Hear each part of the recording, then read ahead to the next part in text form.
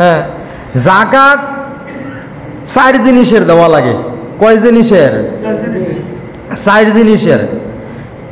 পশু পাখির জাকাত দেওয়া লাগে, ফসলের জাকাত দেওয়া লাগে, সোনা রূপার জাকাত দেওয়া লাগে, ব্যবসায়ী পণ্যের জাকাত দেওয়া লাগে। কয় ধরনের? 4 ধরনের। কয় ধরনের জিনিসের জাকাত দেওয়া লাগে? 4 ধরনের। আমার সাথে সাথে আপনারা বললে ব্যাপারটা মুখস্থ হবে, কথাগুলো তাইলে মনে থাকবে।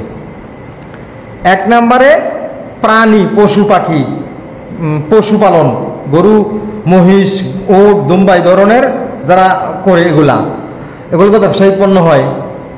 তারপরে ফসল, হ্যাঁ, পরিমাণ আমি বলে দেব। তারপরে সোনা রূপা, হ্যাঁ, এরপরে ব্যবসায়িক পণ্য। এই 4 জিনিসের জাকাত দেওয়া লাগে। জাকাত দেওয়ার যেই শর্ত, তার মধ্যে 5টা শর্ত আছে। জাকাত দেওয়ার যে শর্ত, এগুলোর মধ্যে 5টা শর্ত আছে। কোন মালের জাকাত দেওয়া যাবে?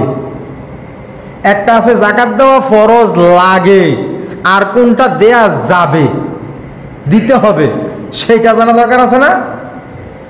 খালি জাকাত দেওয়া ফরজ হইলেই দেওয়া যাবে না। কারণ আপনি মনে করেন 1 লক্ষ টাকা আমি কারো কাছ থেকে মাইরে দিয়েছি, অথবা 2 লক্ষ টাকা মাইরে দিছি চুরি কইরা বা বাটপারি কইরা, নিলাম 2 লাখ। কত? আপনি জাকাতের যেই আমাদের যে হিসাবটা আসছে, রূপার 3টা দাম আসছে 25 সালের। কয়টা দাম? 3 দাম। রূপার দামে আর স্বর্ণের দামে পার্থক্য হইয়া যায় অনেক। তো পার্থক্য হইলে আমরা যেইটা কম দাম এটার নির্ধারণ করি নেশাব।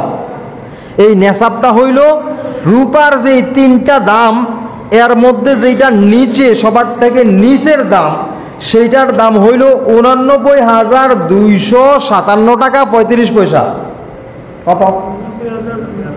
89,257 টাকা 35 পয়সা সর্বনিম্ন রেট। নেশাব পরিমাণ রূপার দাম এত হয়।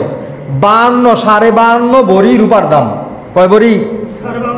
52 ভরি রূপার দাম। 3টা দাম হয়, এর উপরে আরো 2 দাম আছে, 3 রকমের দাম হয়। এর মধ্যে নিচের দামটা হলো কত? 89,257 টাকা 35 পয়সা নিচের দাম। এই দাম যার কাছে থাকে, এই পরিমাণ সম্পদ সেই জাকাত দিতে হবে। বুঝে আসছে? এই পরিমাণ। যদি কোন সোনার দাম হইতে হবে, এখন যদি মনে করেন 7.5 ভরি সোনার দাম হইতে হইব, 7.5 ভরি সোনার দাম এখন প্রায় 10 লাখ টাকার বেশি কম, তাই না? প্রায় 10 লাখ টাকার বেশি। তো 10 লাখ টাকা হইলে জাকাত দিবেন। এই রকম হইলে এই গ্রাম অঞ্চলে, আমাদের আঞ্চলিক এলাকাগুলোতে একজনও জাকাত দেওয়া লাগবে না। কইব হুজুর আমরা মাফ করে দিছি। মাফ করার মালিক কে? আল্লাহ। মাফ করার মালিক একমাত্র আল্লাহ। হুজুরে বা হুজুরের কোনো ওস্তাদে, কোনো বাপে, দাদায়, কাকুয়ে এগুলা মাফ করতে পারবে? তাহলে আমরা ওই অনুযায়ী হিসাবটা করতে হবে। যে এখানে হাদিস শরীফে, কোরআনে 2টা দ্রব্যের নাম আসছে, 2টা ধাতুর নাম। একটা হলো রূপা, একটা হলো সোনা। কয়টা? 2টা। যেহেতু 2টা আসছে, 2টার মধ্যে যেটার মধ্যে যে আমাদের গন্তব্য পৌঁছে ওইটাই ধরতে হবে। বুঝে আসছে? আমরা যেই শ্রেণীর লোক, গরিবী হালত, এই শ্রেণী অনুযায়ী আমাদেরটা সর্বনিম্ন যেদিকে পৌঁছায় ওখান থেকে আমরা জাকাত শুরু করতে হবে। তাহলে আমাদের সর্বনিম্ন যেই রেটটা বললাম 89,000 টাকা। কত? 89,257 টাকা। হ্যাঁ, ধরেন না 300 টাকাই। হ্যাঁ, তো 89,300 টাকা থাকলে কি করা লাগবো? জাকাত দেওয়া লাগবো শতকরা 2.5 টাকা। শতকরা 2.5 টাকা। 40-এর 1 ভাগ, 40 ভাগের 1 ভাগ এরকম। তো এটা হলো নেশাব পরিমাণ মালের হিসাব। এখন আমি বলতেছিলাম, যদি স্বর্ণের দাম আপনি হিসাব করেন, স্বর্ণের দামটা যদি হিসাব করেন, তাহলে 10 লাখ টাকার উপরে যাইব গা।